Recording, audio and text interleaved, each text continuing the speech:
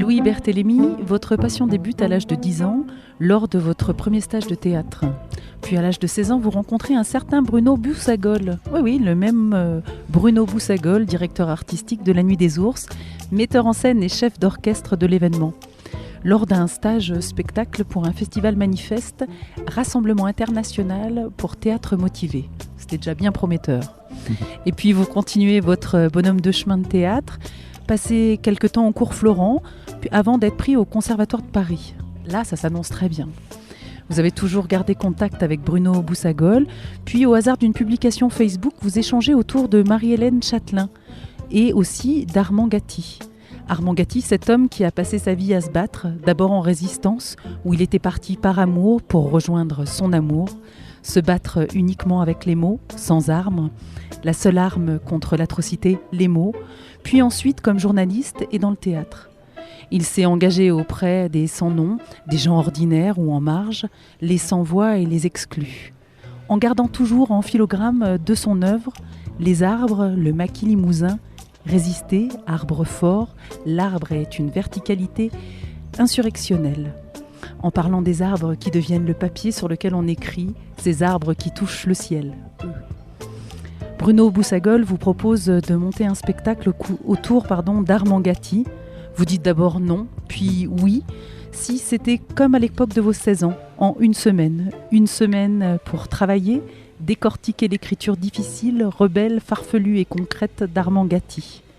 Et la première est ce soir, en petite version, 20 minutes. Bonsoir Louis. Bonsoir, merci pour cette présentation. Alors c'est juste avant votre première, vous vous sentez comment ?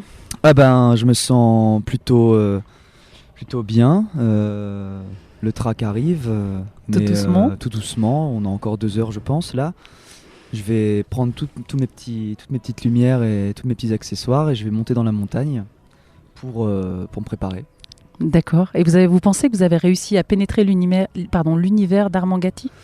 Alors l'univers d'Armand Gatti, il est très vaste et en même temps très rétréci puisqu'il parle souvent de la même chose. Enfin, en tout cas, il y a des marqueurs qui reviennent constamment. La résistance, la révolution, les mots, la poésie, le théâtre, le fait de créer aussi ensemble. Et je pense qu'avec Bruno, on a réussi à prendre une petite essence d'Armand Gatti. Là, en 20 minutes, on a fait un montage de texte avec différentes œuvres. La parole errante, Arbre de Villévrard, Battement d'ailes et Mort ouvrier. Et puis aussi quelques petites interviews et on s'est concentré vraiment sur la forêt, donc vraiment sur tout son lexique sur les arbres, la forêt et forcément le maquis et la résistance.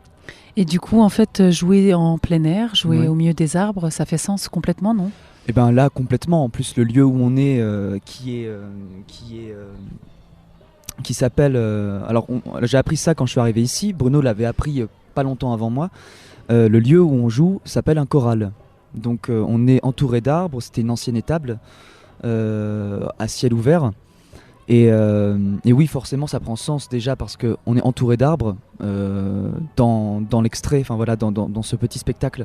Je parle aux arbres comme Armand Gatti parlait aux arbres pendant les temps où il était dans le maquis à 18 ans, de ses 18 à ses 20 ans. Et puis la chorale, faire chœur, ça fait sens au théâtre. Et là, encore plus, puisque c'est un seul en scène où je m'adresse forcément la plupart du temps au public. Et donc, voilà. Est-ce que le public, c'est les arbres, du coup, ou pas, comme il parlait aux arbres ? Est-ce que vous parlez au public comme si c'était des arbres ? Eh bien oui, je vais pas tout révéler, mais oui, à un moment, oui. D'accord. Et du coup, ça va être difficile peut-être de perdurer ou restituer le travail que vous avez commencé, parce que je crois que c'est un début de travail et qu'il y aura peut-être en salle, ou est-ce que juste ça vous imprègne et c'est pour mieux rebondir ? Alors là, on a pris cette possibilité de le faire ici dans la nature, puisque c'est aussi la contrainte, une belle contrainte que nous offre le festival. Mais on le reprend là en septembre dans un festival dans l'Oise qui s'appelle la Mascara. Et avec l'équipe du festival, on cherche un endroit avec des arbres. Ce ne sera pas la même chose qu'ici, mais en tout cas, on cherche un endroit avec des arbres et un peu de végétation. Et on verra en fait, parce qu'on n'est pas pressé. Là, on se retrouve, Bruno et moi. On a bien travaillé. J'aime beaucoup comment il travaille. J'aime beaucoup la façon dont comment il approche les textes, comment il approche aussi l'acteur que je suis. Et on n'est pas pressé. Ça se confirmera. Là, on attend de voir ce que ça donne ici. Comment ça va naître, si le bébé naît bien voilà, ou pas. Si le bébé naît bien, ouais. On verra ce que ça dit aussi au festival La Mascara. Et ensuite, oui, on verra. Je ne peux pas vraiment dire quelles sont les perspectives pour cette création. Moi, forcément, j'ai envie de continuer, puisque le travail là a été très beau et très prenant.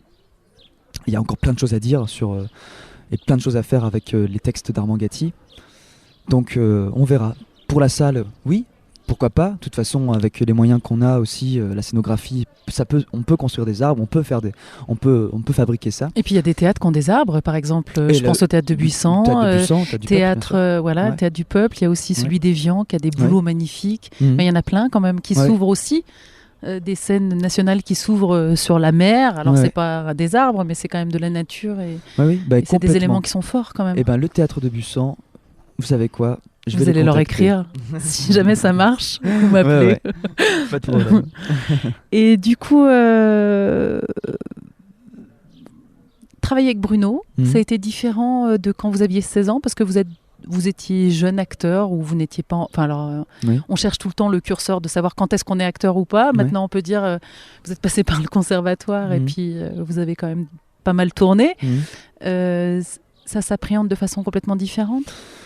Comment dire quand j'ai rencontré Bruno, j'avais soif de théâtre, vraiment. J'avais soif de découvrir d'autres choses, parce que j'ai eu, à mes 10 ans, quand j'ai commencé, c'était une formation très classique, Molière, La Fontaine, Musset, voilà.